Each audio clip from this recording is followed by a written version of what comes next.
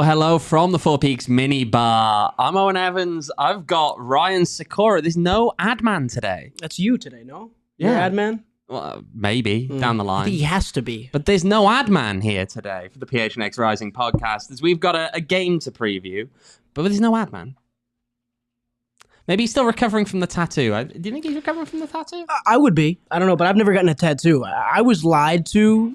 Max David Simpson has tattoos, and the narrative was, extremely, extremely overdone. But, I'm still proud of him. I'm still glad he's had a good day, and I hope the tattoo is not hampering him too much. Of course, the diehards did get to watch along with that one. Remember, of course, you can sign up to be a diehard as well. Go over to gophnx.com. We've got plenty of stuff on there, exclusive content, the Discord, and, of course, things like Max getting a tattoo also live streams there. So, again, go phnx.com, go check out signing up for a diehard membership, and of course you get a free t-shirt with that as well. But yeah, we've got a lot of stuff to get through today, haven't we, Ryan? Because there is a game coming up for Phoenix Rising this weekend, and it is Phoenix Rising taking on Monterey Bay. And with that game right around the corner, Rising started making some moves, even though with the squad as well. Yeah, Ryan Flood, how about that? Ryan Flood is back. He's back. He's kind of been here now for a few weeks. We've known that, right? We saw him on trial in that game, in the preseason match. But now, having missed a week last week, because obviously everything hadn't gone through at that point, he was still training with the squad. So we know that he was around for that. But from your perspective here, Ryan, what do you think he brings to this team? I think it's a super versatile piece, right? And that's the bottom line with a guy like Flood. He mentioned a lot, I think, in some of the pressers and some of the opening statements from the official signing today. He's played higher up the pitch in his time in Ireland. And obviously, for any Rising fan that remembers him, in the olden days that were so quite recently, he was more of a defender. And I think Danny spoke about it today as well. He could feature oftentimes as a center back. So you're looking at an individual who could play as the left wing back, could play as the left center back, could play through the middle as one of the eights if you need him to, could even probably play further up the pitch. And, when you're looking for in-season acquisitions, even in as early of an in-season acquisition as this is, you want someone who can plug holes in many different spaces. I think that's kind of really important for a guy like Danny to go get, especially, with the injury crisis that they've kind of suffered at the back early on. Absolutely. Well, speaking of Ireland, let's have a quick look at the numbers that he put up while he was over in Ireland in the second division there with Finn Harps. 37 games played in all competitions for over 3,000 minutes, 14 goals and 6 assists. Yeah, he played a lot further up the field than he did here in Phoenix. He also, when he talks about what he did over there in that league, saying it was a lot more of a physical league than USL Championship. And it's interesting, right? Because when he comes back here, this is a guy who, when we look at, where he played when he was with Phoenix Rising, he played in that, wing-back role pretty much the entire time that he was here. We know that we've seen him slide in at the back in a kind of a centre-back role as well. That left centre-back, really. But again, he played on the wing at times while he was over in Ireland. Now, that's something that we heard from Phoenix Rising head coach Danny Stone on earlier today about quite where right now he thinks that Ryan Flood fits into this team positionally. Let's have a listen. I would say Ryan's strengths probably lie mostly in a wider area. But obviously most recently we've needed left centre backs, and Ryan's played there for us in a preseason game, and he's capable of doing that as well. So I think, without pinning him down too specifically, I think he's comfortable in both of those roles. I would say previously and potentially moving forwards, he's potentially a little more comfortable maybe in a wider area, but is plenty capable of playing in a more central role if that's needed. Right, so I think we can kind of take away from that these next few weeks, especially knowing what the injury situation with the team is, right? Obviously, Alejandro Fuenmayor, he's going to be out for a fair bit longer, I think. Not too long, but I think we can count in terms of it's going to be a fair few more weeks before we start seeing a lot of movement on that front. But then when you look at guys like John Stenberg, Motriari, who are starting to ease their way back in, but are they fully ready yet for it or not? Probably not. I mean, it's still the jury's out on those kind of players right now in terms of fitness. But a guy like Ryan Flood does give you another option. And again, it's something that we saw in that preseason game, that final preseason game. But Ryan, from your perspective, would you start Ryan Flood in this game? So I think from the idea that I was going after, when we were kind of getting ready for the opener against Birmingham, I thought the signing might come like almost day of game for Flood. I thought it might have had a chance to get over the line. So I was preparing to see him potentially on the 18. And when you look at, again, as well as JP Sykora, I thought played in the Saturday game against Birmingham, I feel like Flood was the more natural selection to play in that role in the kind of that left-sided center back spot. Obviously, Sykora played on the right, Wyke played on the left, but I think in an ideal world, if that had gotten over the line quick enough, you would have probably seen Marboy through the middle, Wyke off the right, and probably Flood as the left-sided center back in the 3.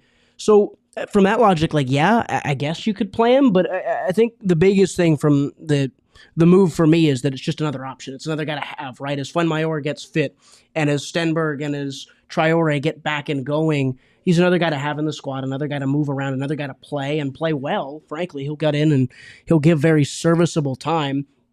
I would say it wouldn't surprise me if he started against Monterey Bay. It certainly would stun me if he wasn't on the travel team on the trip, if he wasn't on the 18. But I think from that perspective, I think it's very likely that, you see him play a lot early on, and then as the season goes on, he's playing for places in the team. He will be, but of course then later as the season goes on, he's going to be playing for a place in the team in different places as well. And I think that's what he brings to this, right? He's someone who, if you're struggling out wide in terms of the wing-back positions, maybe you put him in there. If you're struggling maybe with the players up top, right, and you want someone who's going to be maybe in a wider role, even in that kind of position, almost like a winger, right? And that front three can change quite a bit in terms of how it looks from game to game, depending on who Phoenix Rising send out there. But depending on who they send out there, maybe he's also someone who could be in contention for that kind of, depending on how they want it to look. But it's interesting. It's interesting to me because, again, this is someone who we never saw that goal-scoring side of him. I mean, he's good at set pieces. Again, we saw that in Ireland. The free kicks that he was taking when he was with Finn Harps and putting in the back of the net. I mean, you look at some of the Finn Harps fans are not especially happy. They think it's a blow that he's leaving. Mm-hmm. But I mean, that's Rising's gain at that point, right? And he's a local guy, of course. That's an important one. I do see in the chat here, BJ saying about could he play defensive mid. The interesting thing about this, though, is that I probably wouldn't put him there. But you're freeing up Skiers to play in that role now if you can take him out of the back line. And that's something we saw in that last game, right? There wasn't the depth in midfield on the bench. It wasn't there because Julio wasn't on the bench. And who else were you going to realistically? You'd have had to find a way to move things around a bit maybe and move JP up in the middle of the game and change his position. But wouldn't have been ideal, would it? The general answer from the last one would have been, let's throw 16-year-old Isaiah Kakush on the pitch and then move Skiers up, which is ideally not what you want to do. I think Flood could play there. I don't know if he could necessarily play there well, but his frame and his skill set in some ways could tailor to a defensive midfield role. But as you put it, that's the more likely scenario, right? Is he goes into one position, you're able to move some pieces around and find some more security in the midfield.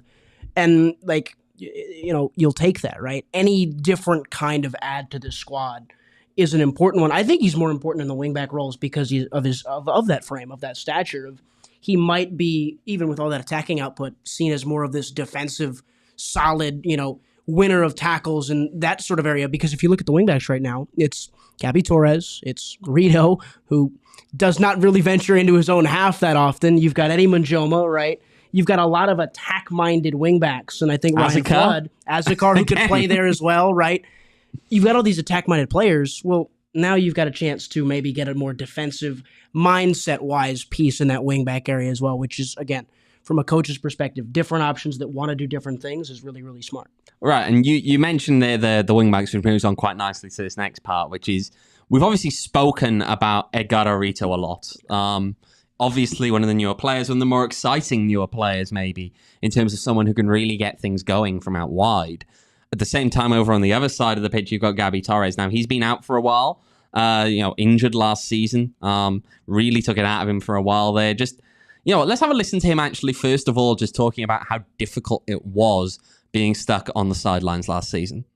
It was really difficult, especially mentally. I stayed behind a lot of the games too. I couldn't travel with the team, but I had to understand that I had a different role. And I think I helped a lot, even though I wasn't involved in playing. I think the teammates saw me, when they saw me working hard and trying to do my best, because the only thing that I could control was to be a good professional. And then I think I had a positive impact in the locker room by doing so. So that was Gabby Torres just before the home opener talking about, how difficult it had been being stuck out on the sidelines and having to adapt and getting through that injury. But now that he's back, I'm intrigued here, Ryan, because I want to know what you think on this one. Obviously, Rito is the flashier player in a lot of ways. At the same time, Gabby Torres has at times gotten it done with this particular team. So how important is it to have that different player on the other side who can still cause a lot of danger, even if the headline player is the one on the other side? So I thought what was interesting about Gabby is when he got here, right, towards the tail end of 22, when Juan was brought in, he was playing almost as like a right-sided number 10 to cut in on the left foot, and that's when we saw a lot of his production. And even towards the end of last year, we saw, when he was playing, it was more towards the right side. They were struggling with production on the left, and then Eddie kind of made the left wing back spot his own, so they were trying to piece Gabby into these different spots. That was the best I've seen Gabby Torres, the Saturday Birmingham game, play on the left side.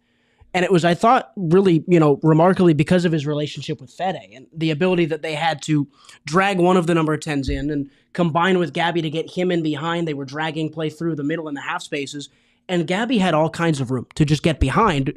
Whereas I think a lot of the play came down the left because he was there.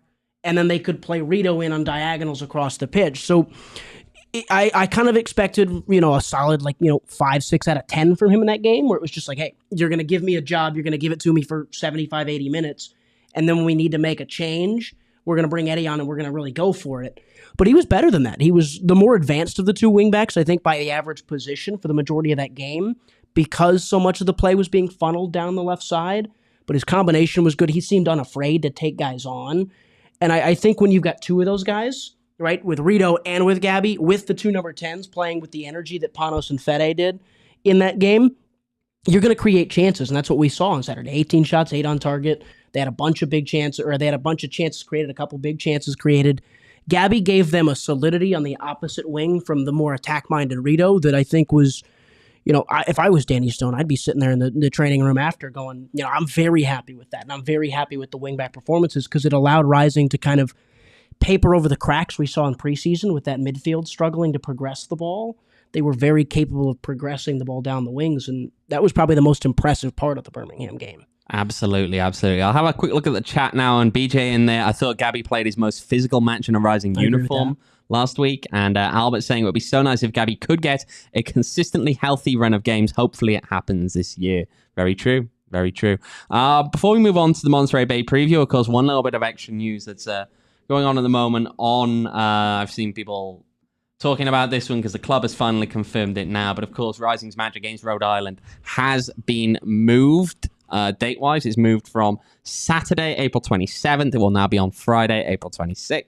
According to what we have been told here at PHNX, that's due to a stadium conflict, a potential stadium conflict on the 27th. As a result, this decision to move the game was made about 9 days ago and made official at that point. When you actually have a look at the stadium, of course, this one on the campus of Bryant University, and their lacrosse team are playing on the Saturday, which, I mean, it's conveniently the same weekend that Messi is in New England. Conveniently. But that's the official reasoning again, is that there is a potential stadium conflict that day. This week. Yeah, it's say less than 2 months off, right? And fixture changes like that just because of stadium conflicts.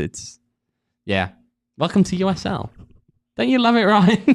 I mean, what's not to love, right? I was, hey, I feel bad for anyone who's, maybe caught up in trying to get out there, and we hope that it can get figured out. Indeed, indeed. Well, what's not to love about going out and exploring Arizona, and particularly doing so with Arizona Lottery's new ticket and promotion called Arizona Adventure. There are 3 ways that you can play and win big.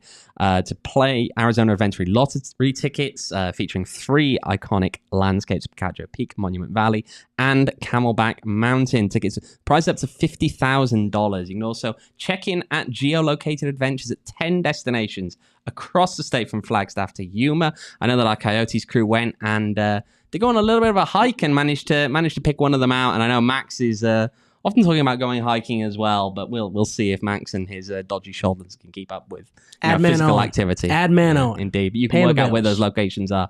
Go to www.azadventure.com for directions and details, and then you can check in at the destination coordinates on the website. And you can also enter tickets online for a chance to win $1 million in cash and Arizona travel prizes.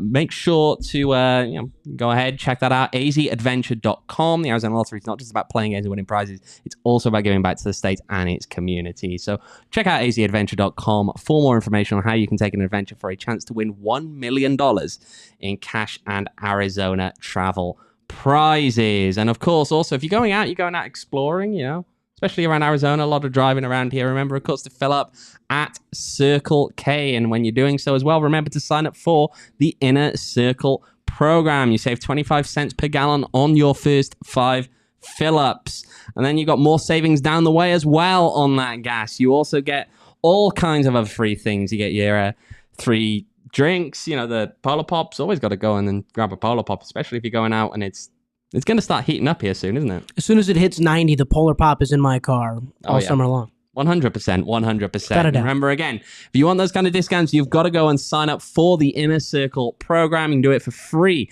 by downloading the Circle K app today. And of course, terms and conditions apply at participating locations. And go to circlek.com for details. Okay, there's a game coming up on Saturday. Really? Yeah. Okay. Really? I know. It's a shock to us all, isn't it? But figure it out. Monterey Bay away, going up to Cardinale Stadium. Monterey Bay actually opened their season last night. They were away in El Paso. They played to a 1-1 draw. Let's have a quick look at the stats from that game. And it was an interesting one, right? Because on the one hand, I think we were speaking at the time even, Ryan, about there were elements of that game you're just like, wow, Monterey Bay are not good. Mm-hmm. And yet, at the same time, produced more chances in the end than El Paso, or at least more shots. That was a critical thing here. But they don't get a lot of them on target. A lot of them is really poor finishing. They also win the possession battle, of course, as well. But I think things really changed in that one when they bring on Alcimed, they bring on Traeger, in terms of just how threatening they look when they're in front of goal. There was a little more directness, and there was directness the whole game. They played almost exclusively through the wings and through the touchlines. I think it was the most shots they've ever had in a game in club history. What is it, 2 years in a game? But still, 19 shots is plenty. They were, unafraid to take shots. And I think it really changed, like you said, when Archimede and Tristan Traeger came on. Traeger was phenomenal at times last year for Charleston, who we know was very, very good. And Archimede is kind of your prototypical, like, get in the box, 6'2", run around, cause chaos kind of striker. And that allowed Alex Dixon to drop in a lot. And he's much better when he's got guys in front of him that he can run at and he can go and chase. They were using him almost as a 9 and trying to get him in behind. It's not where Alex Dixon is best. And they score the goal off an Archimede, Dixon, Traeger sequence where they just go quickly up the field, in sublime fashion, get going. And I thought as soon as they dropped Dixon back and they got Archimede going forward, kind of occupying 1 or 2 of the center backs as kind of this pin and let Traeger kind of run free off of him, they had a lot of danger. It was unfortunate that we only got to see 20 minutes of it, I suppose, but it was really exciting to watch when those 3 guys were on the pitch together. But before that, it looked like kind of a game where both teams were remarkably disinterested or incapable of doing a whole lot. And like you said, we were talking about it in the first half. It looked like Monterey Bay didn't know what they were doing on a football pitch. And second half, it got a little bit better. Frank Yallop made some changes. He's still one of the better, in-game managers in this league at times. And there was a little bit of threat to be created in the second half. Yeah. just going back to your point there about wondering quite what they were doing, I think El Paso had quite a few of those opportunities whereby they'd get the ball up into the final third with numbers there, and they just didn't really get the shot off. When they did get the shots off, again, that first goal that they score it 4 minutes into the game, and you look at where Monterey Bay are positioning themselves and the players around the decisions they're making in those moments, it's poor.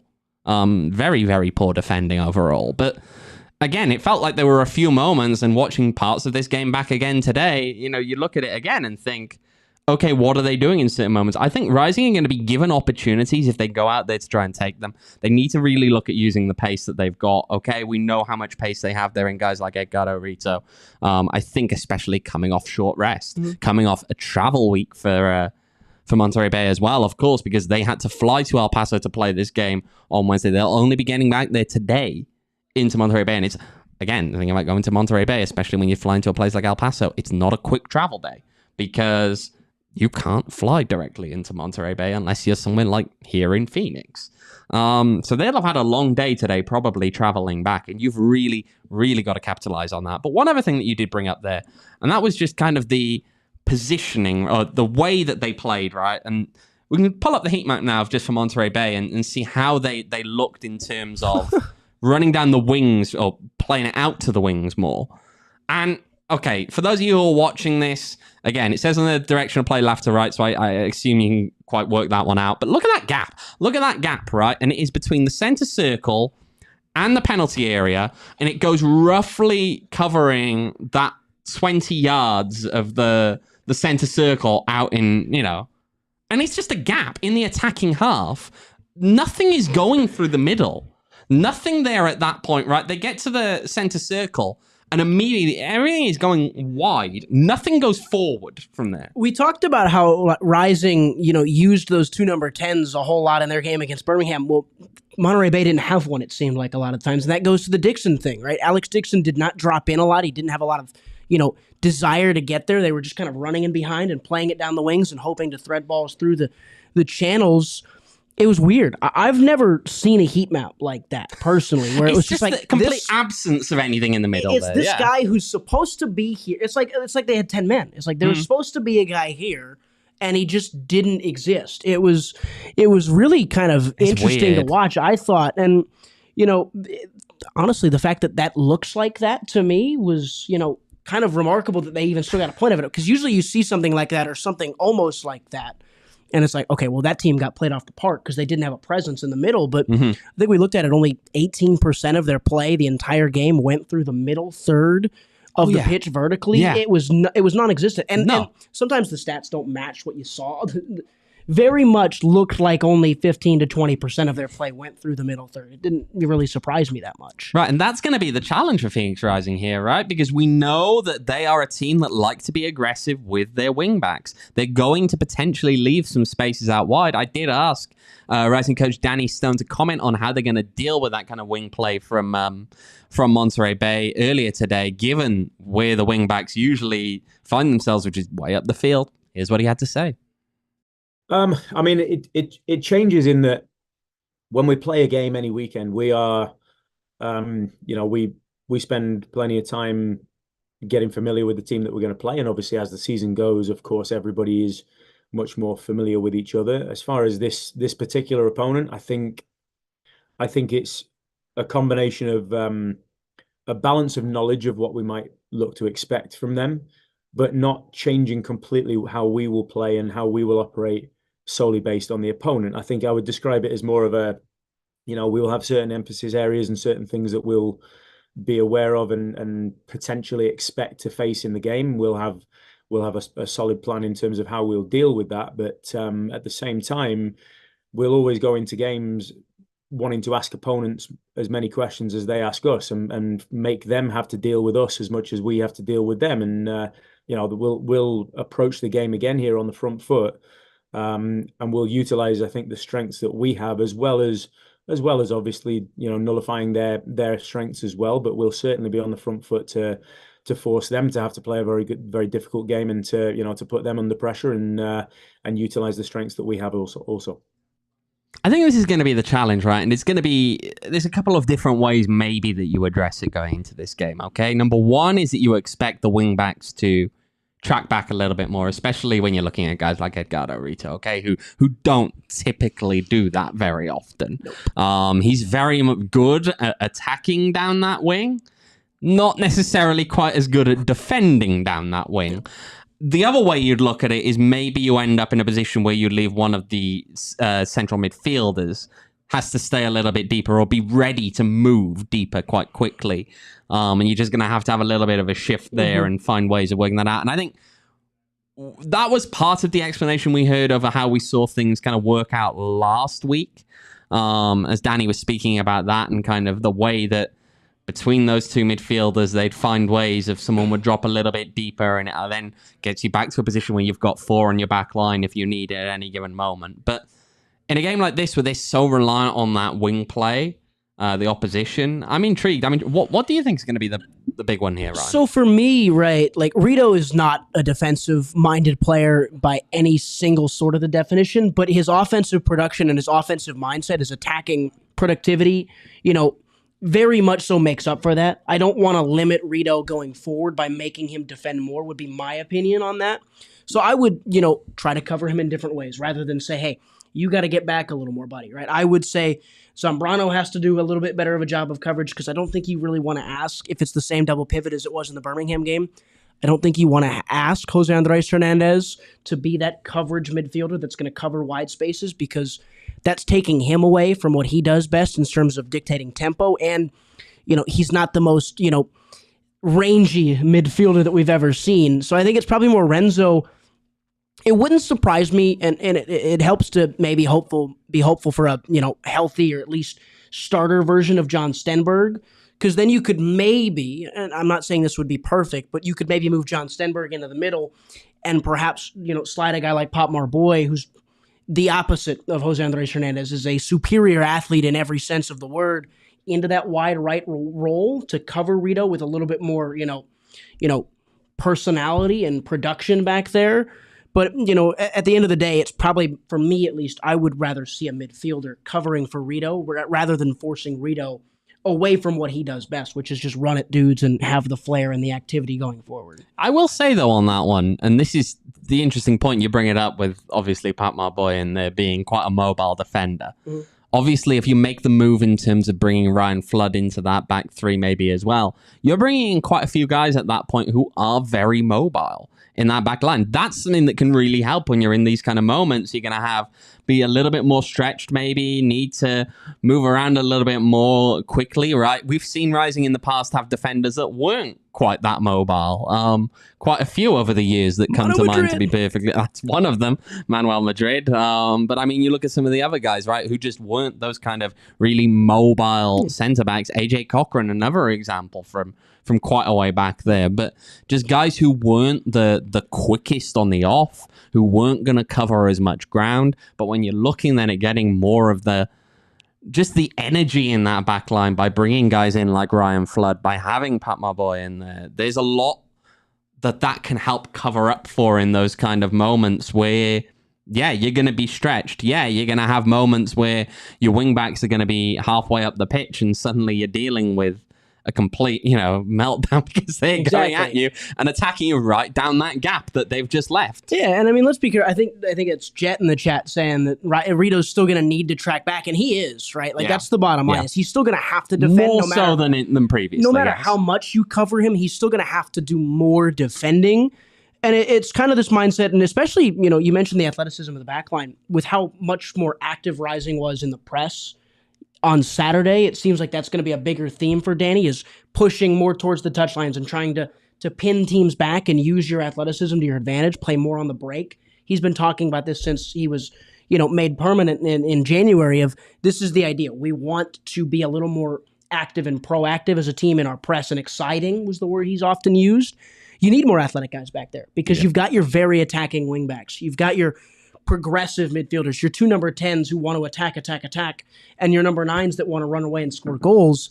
Well, you need center backs who are going to be able to cover a lot of ground. That's why Marboy was brought in. That's why Flood might fixture more as a center back in this team than you might have, thought 2 years ago, or even by seeing his numbers in Ireland.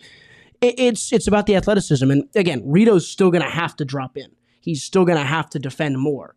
But hopefully you can find ways to cover that side, his right side, the Monterey Bay rather, left side, a little bit more, so Rito doesn't have to become a defensive wingback rather than what he's best at, which is going forward and basically being a winger. Of course, of course. Now, if you were to look at just this team and how you'd line them up right now, right? Ignore... Yes, of course, Ryan Flood has come in now, so that does change things up slightly. But how much change would you, looking at this game, go with, I think, compared to the previous match against Birmingham Legion? I think if you'd asked me that question Saturday night, my answer would have been I would have made quite a few changes just because it felt like, from where we were vantaged up in the northwest corner, there was kind of, a lack of, inventiveness from the team, and I didn't think they played that well. Having watched the game back, I thought they looked pretty good, and I wouldn't change a whole lot. I thought Wyke was, fantastic in his desire to go out and drive, play forward. I think he had 14 long balls or something like that, which is a ton. Nobody else on the team had more than 7. I think he completed 8. Skeers was very solid defensively. I think your midfield double pivot picks itself, even with some of the stuff that it lacks. Your 2 number 10s played very well. I wouldn't change a whole lot, even though Quaisho came in and played really well. Formella Cabral is the interesting one. I think a healthy Remi Cabral should be the starting 9 in this setup. Right, and I mean, even then, I'd go down the line of how healthy is healthy enough at that point. Yeah. If you're looking at putting him out there for 60 minutes, do you still start him knowing that you'll make that change an hour in? But even still, that's a good problem to have, because I thought Formella on second watch was much better than I initially thought he was in the I think game. he got into some positions well and just didn't react well, but there were other times, though, where I watched it and felt as though there were moments where he drifted a little bit too much. And again, knowing, right, when he drifts out wide and he looks to put a cross back in and you've got Federico Varela in the middle, he's not winning that header, okay? And so you have to kind of get that balance there between you are a 9 and you sometimes have to be that, you got to stay away and let someone else swing that cross in. I think Darius Formella helped in the build-up a lot because we saw problems in preseason of the team trying to progress the ball forward. Formella dropping in allowed Panos or Fede to drop a little bit deeper, and they could build out of the back and get going and get forward in a lot quicker of a way. But if Darius is your number 9, you need so much more production vertically going forward from your wingbacks. And obviously against Monterey Bay, that's taking a risk. So I would say if I was going to change anything from Birmingham, I would say, hey, if Cabral can give me 55, 60 good minutes, let's go for it, right? And maybe even, you think about throwing Erickson Gallardo in to try and, use some of your pace to your advantage. And then other than that, I would imagine Flood starts, but over Skeers would be my guess. But at the same time, I think it'd be, unfair to that back 3 to have taken any of them out if it's not, a Stenberg or a Fuenmayor who weren't fully fit and couldn't make it into the starting 11. If it's not those 2 replacing them, I would say that's a bit, hard done to someone like Skeers. Indeed. Right. Well, I will move on a little bit on this one because you brought him up in that conversation, and we should probably have a little bit of a talk on this one. When we look at Lawrence Wyke now, of course, we're not going to go into too much detail on the obvious because, again, we've discussed this on this podcast. We know where the limitations of what realistically we're ever going to know about this particular alleged incident are, and we're not going to get any closer to the answers on that one today. But this is, of course, the first time that Lawrence Wyke will be returning to Monterey after the alleged racism incident that occurred in October of 2022. Now, this to me then is something that's going to, I think, tell us a little bit about more the mental side with Lawrence Wyke and how he copes with this one. I did ask rising coach Danny Stone earlier today about his thoughts and if this had come up this week with Lawrence, and here's what he had to say. This week, not so much. No, I mean, Lawrence and I have had many conversations since he's joined the club, and I think Lawrence is Lawrence is in a very good place as far as his adaptation into this team and this club, and that's not an easy task for him either. This is for anybody joining an organization, it takes that preseason time and it takes some games in a season. Obviously, it's a different feel once the season kicks off. I'm very pleased with Lawrence, and I felt he performed, like I've said, very well on Saturday, and was a big positive for us in the game. As far as mentally where he's at, and as far as the conversations we've had, we've addressed this, I think, several times previously internally, and obviously from a public point of view in the initial stages. And I don't see too much need to draw further attention to that again outwardly or internally. And Lawrence and I will speak anyway, as we did prior to the last game and as we will do prior to most games this season. So this is not something that is a specific situation. I don't think that we'll spend too much time addressing. Lawrence is a good professional, and Lawrence knows how to handle himself, and I've no doubt that he'll cope with that just fine and be a good performer again this weekend. I think this will be a test in some ways, though, for Lawrence, just in terms of, on the mental side. Now, obviously, it's entirely possible that he goes up there that he's going to get comments made from the stands. He could have comments made from opposition players who were around at that time. You don't know, right, what could be said or done to kind of set him off. And again, we had questions about Lawrence's temperament in preseason and about launching into a few pretty poor challenges. Okay, this is a test, I think, in that sense for Lawrence to see, can he move past that one in this particular game, or is it going to get to him a little bit? We haven't really had the opportunity to see how this may or may not get to him in a game. It's obviously an emotive subject. And yeah, we're just going to have to see how that goes on Saturday. But you know what? Let's round out this preview section of this particular game and let's go with some score predictions, okay? We said last week we weren't going to do score predictions on this show because rising through the playoffs, we refused to do score predictions. They went well. And they lifted the cup at the end of it. But then we said we were going to kind of drop that as soon as Rising lost. And hey, they lost in game one. So we're back to score predictions. I'm going to take yours now, Ryan. So I was doing a little deep dive, not really that deep. I just looked at the previous 4 times these teams have played, which is not that far back in the history of it all. But it's 4 games. It's 14 goals combined in those 4 games. So we have the 4-2 that opened it up. I think there was a 3-3 that happened later in that year, and then last year it was a 1-1 and then a 2-0 Rising. So there's been a lot of goals, and I think my math was just terrible there. I think it might be 16, but I digress. I think you'll see goals in this one, mostly because I think both teams are going to just bomb down the wings, and there's going to be space there. I'm going to say it's a Rising 3-2 or a 2-2 draw, somewhere in there. I think you get goals. I think you get a Cabral or a Formella chance. Phoenix had fun in California towards the end of last year, scoring-wise. I think you get goals, and I think you get a ton of them, and I think Rising will probably score. My assumption would be 2 or 3 early, and then Monterey Bay will kind of fight their way back. A few in the chat here. Monterey Bay 2-1 says the Statlacky Reese. Wow.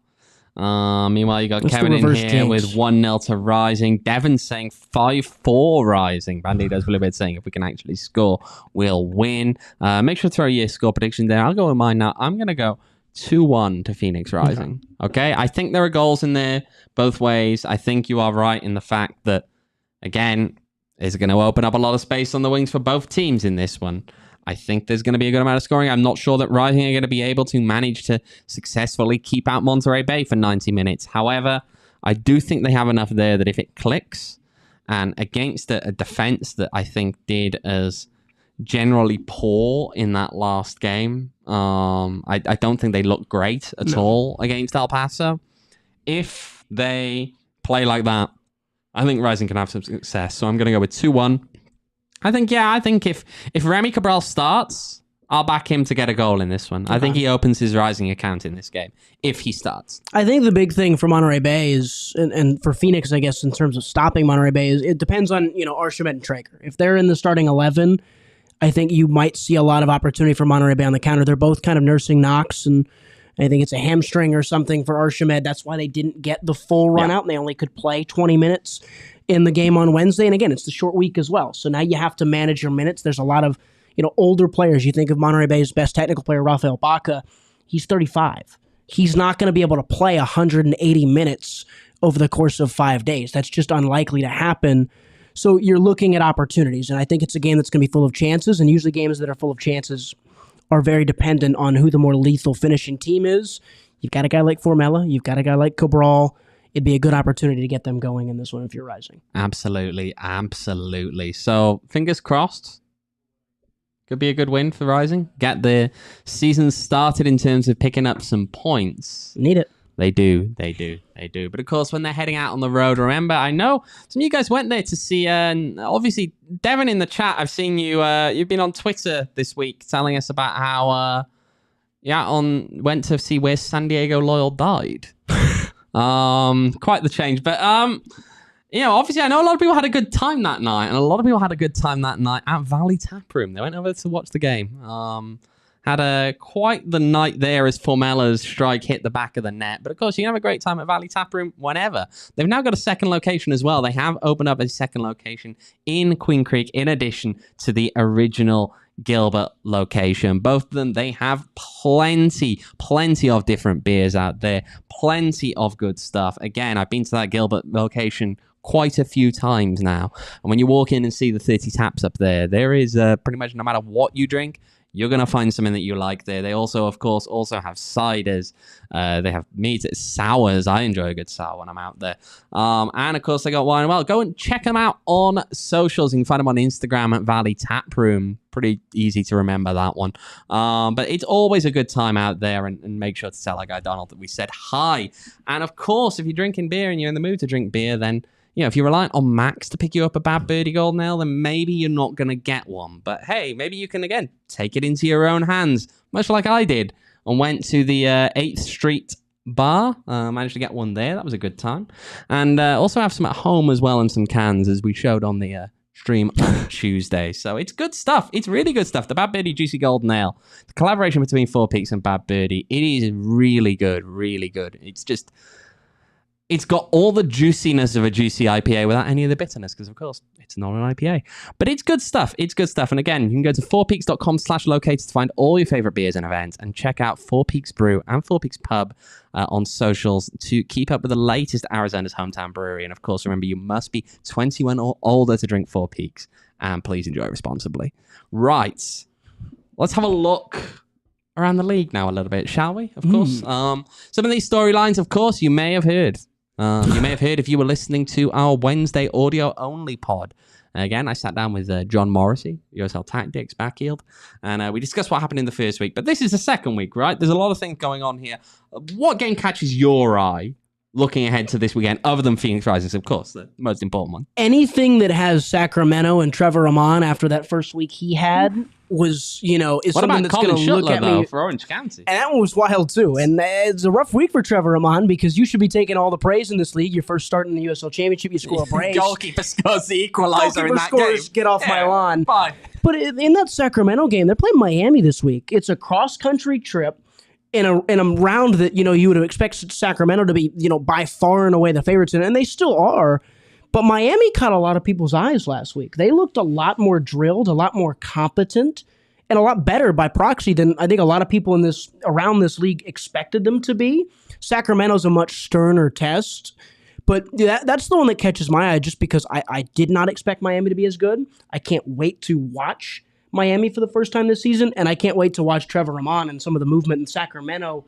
And they're the Western Conference favorites right now, I would say, and to get a chance to watch them against a Miami team that, again, looked a lot better than every single person that covers this league in any remote sense expected them to be. It's a fun little Saturday afternoon matchup. It is. I'm intrigued by the Rhode Island game, right? They're playing New Mexico United. New Mexico came out looking, I think, better in their game than we expected them to as well, right? We didn't quite know how they were going to look, right? They had a lot of guys who they needed to step up, and I think when we were previewing this season, especially, a lot of the talk then was this is either going to go really well because these are guys who've had success at a lower level and they're going to make that step up well and they're going to be okay, or it's going to go really badly and it's going to be the opposite and they don't make that step up quickly. They struggle to get in there. And no, it felt like they were pretty cohesive as a team. They did a really good job against the Pittsburgh side that, again, Pittsburgh go through a lot of changes, as they do. Bob Lilly's teams often don't stick together for very long, but he organizes them pretty quickly. But they managed to pick up all 3 points at home in that game on the old baseball diamond. But I'm intrigued there because Rhode Island are a team that have been aggressive in the transfer market, I feel, in building this expansion team. Some of the players that they brought in, now again, it was brought up on the Around the USL little audio-only supplement that it's very possible that JJ Williams does not play. He may be carrying a bit of an injury in this one. But at the same time, you've got Albert Dikwa, for Rhode Island. You've got plenty of other players. Koke Vegas. There's a lot of players on that team. Just look at some of the guys that Rhode Island have. I think Grant Stoneman's over there, another former Loyal player. They're really good. And I think in that one, though, that makes the most sense for me. New Mexico's going to be more fun in 2 weeks from now for Rising fans than I think I've ever seen it. Just because this is a New Mexico team that feels like it has something. Yeah, but that's not fun for Rising fans. But it's fun because it's got a chance when they for put it to be a 5 on really them. good. Yeah, and that's fair. Okay. It's got a chance to be a really good game, and it's going to be must watch for me. Marco Micheletto looked really good. Kalen Ryden looked really good. Eric Quill seems like a really competent manager. And for me, this New Mexico team is one of the more intriguing ones in the league. And they're going up again, like you said, a Rhode Island team that's brand new, that's got a new look, that's got a well-regarded coach in Cano Smith. And the idea is right away it's two very intriguing teams. Now, every team is intriguing first 2-3 weeks of the season, but I think that's a good one. Again, home opener for Rhode Island. New Mexico's got to go across the country. There's some challenges there as well, like there always is in this league. It's a pretty solid, week 2 slate. Also get the chance to see Tampa Bay Rowdies for the first time this season, and they, again, another team that have been making moves over this offseason. They're going to face San Antonio at home in that game. And San Antonio, we'll see how they come out, right? After that last game against Loudoun, they had the man advantage for how much of that game? The red card came in the first half. That's how much of an advantage that San Antonio had in that one. And then they concede at the death to draw against Loudoun United. Loudoun, are they a better team than usual? Yeah. But they're still Loudoun. They're not that great. I don't know. I'm excited to see Jordan Farr and see if he starts for Tampa. That's in that true. San Antonio return game. True. And how that kind of weirdly ended, right? I thought San Antonio it felt very weird the way that... But again, I feel as though there's a bit of transition going on in San Antonio. They're not quite necessarily as direct as they once were. Only one lone striker from MLS, That's progress, maybe, depending on how you look at it. I don't know. But yeah, I mean, does Jordan Farr necessarily suit a different style of play? He was very good at pumping them long, but I don't know. Tampa's going to want to play a little bit. They always have. See. I don't know. New coach, though, in Tampa. That's the other thing as well. But it's the same ideas, I think, is what we've read about mostly. I don't know. And then North Carolina, right? North Carolina kind of is, one that always intrigues me. I didn't get to watch them last week. By all accounts, they played pretty well against Charleston, got a point out of it. I think they're better than a lot of than most, League One sides that would be making the jump are, and they're really intriguing. I can't wait for the Rising game against them that's coming later down on the season. Yeah. There's a lot of intriguing storylines so far. El Paso, we spoke about them earlier today. They've got Louisville at home, and that's never an easy game to play Lou City, right? Even though Lou City are dealing with issues here, Brian Ownby, of course, out injured for an extended period of time. For El Paso Locomotive, this is a team that we thought, when you look at what they've constructed there, could be dangerous. That this was a team that could be up there come the end of the season. They could also be, after 3 games at home as well, on only 1 point if they don't they don't get anything against Lou City. Is that something that concerns? I mean, again, they've had these slow starts before. That's not new. But is that a concern, though? When you have 3 home games, maybe, and okay, Hartford, I think, are better this season than we've seen in previous years, right? And Lou City, obviously, a difficult game as well. But then the one that you drop points in with Monterey Bay, that one's going to annoy. I just wonder at that point if you are going to be concerned if you are in El Paso. So I think this is what El Paso is going to be under Brian Clarhut, right?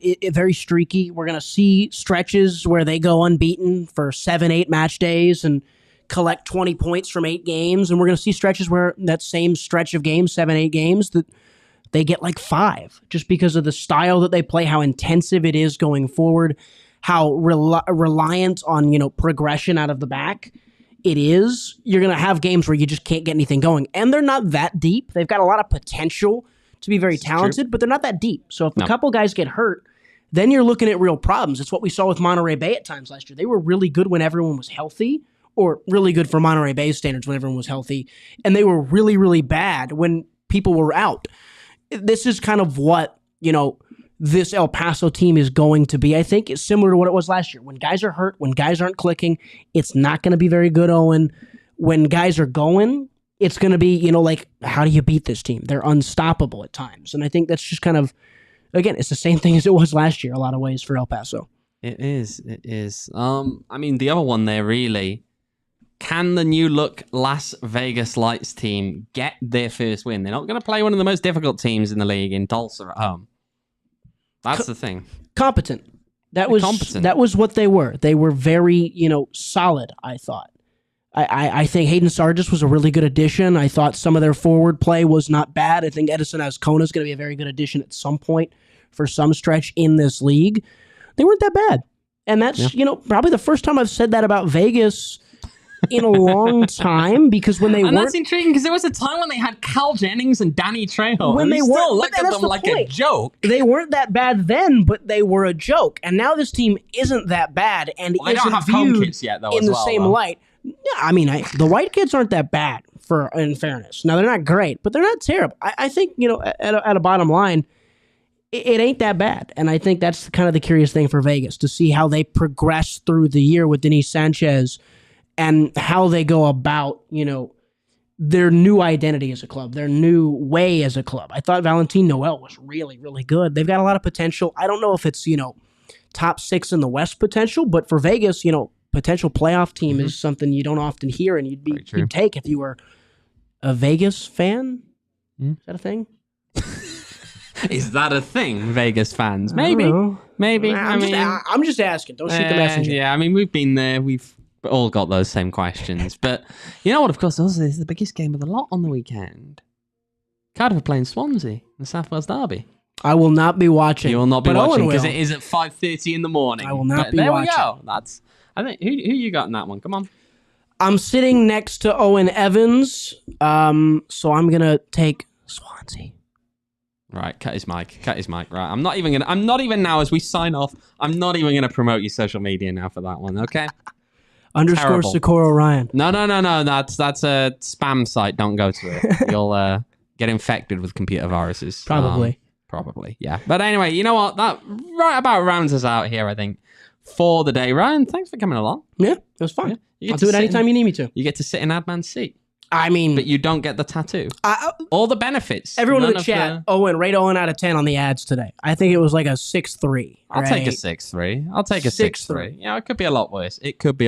But remember, of course, to follow us for all of the content from this weekend's match up in Monterey. You can go find us on Twitter at PHNX__rising, because double the underscores. I'm going to let you do it this time, Ryan. What am I doing? Double the underscores, double the fun. Oh, he's okay. You just stuck with the usual one. That's fine. What's the other one? I don't know. Double the trouble? No, we just make them up as we go along, mate. Double the underscores, double the Owen content this week. How's that?